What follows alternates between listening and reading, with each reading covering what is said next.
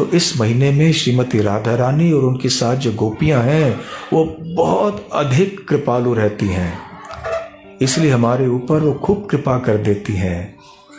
छोटी सी सेवा करने से भी बहुत अधिक लाभ मिल जाता है। और सबसे आश्चर्यजनक बात यह है कि भक्ति, शुद्ध भक्ति प्राप्त करने की इच्छा भी हमें मिल सकती है और राधा रानी ये प्रदान भी कर देती हैं। इसलिए ये कार्तिक महीना हमारे लिए बहुत महत्वपूर्ण है। इसमें भी हमें विशेष कोई सेवाएं भगवान श्री कृष्ण की प्रसन्नता के लिए करनी चाहिए। विशेष रूप से जो भी हम प्रतिदिन करते हैं उनसे अधिक कुछ हमें करना चाहिए। जो हम प्रतिदिन करते हैं उन सेवाओं को तो करना ही करना है, 16 माला जप करते हैं इत्यादि, परंतु इससे अधिक हमें कम से कम थोड़ी सेवाएं करनी चाहिए। पहली बात, दीपदान प्रतिदिन करना चाहिए कार्तिक महीने में। याद रखिए, प्रतिदिन हो सके तो सुबह शाम 2 बार, ना हो सके तो कम से कम 1 बार, परंतु अनिवार्य करना ही करना है। चाहे आप जंगल में हो, चाहे आप विदेश में हो, आप गांव में हो, शहर में हो, रेलगाड़ी में हो, बस में हो, जहां भी हो, आप दीपदान करना भूलिए मत। किसी भी अवस्था में कार्तिक महीने के प्रतिदिन आपको कम से कम 1 बार दीपदान करना ही करना है। दूसरी बात, कुछ अधिक जप कर लीजिए। जितने भी माला आप जप करते हैं रोज, उससे अधिक आप निर्धारित कीजिए आपको कितने माला अधिक जप करने हैं।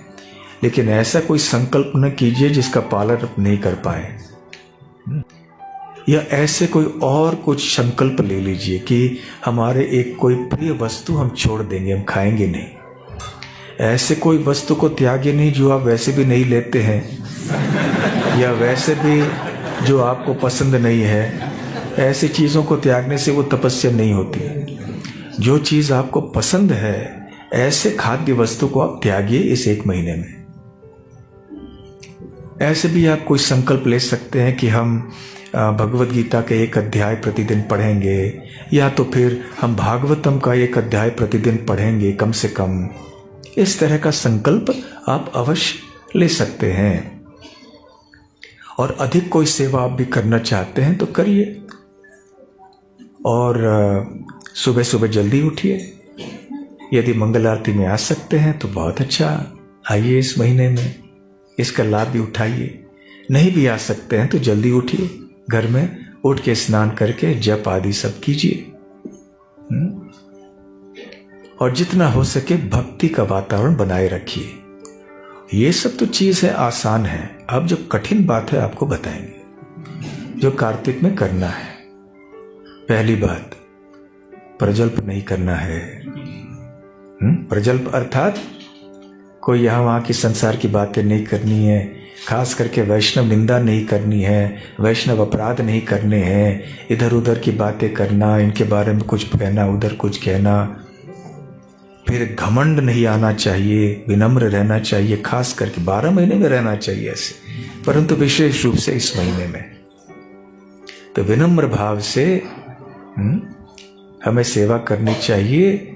और ये सब प्रजल्प आदि इधर उधर की बातें नहीं करनी चाहिए। जितना हो सके हमें सरल जीवन जी के ऊंचे विचार रखने का प्रयास करना चाहिए। सरल जीवन अर्थात थोड़ी तपस्या वैसे कर लीजिए, सादा जीवन थोड़ा बिताइए।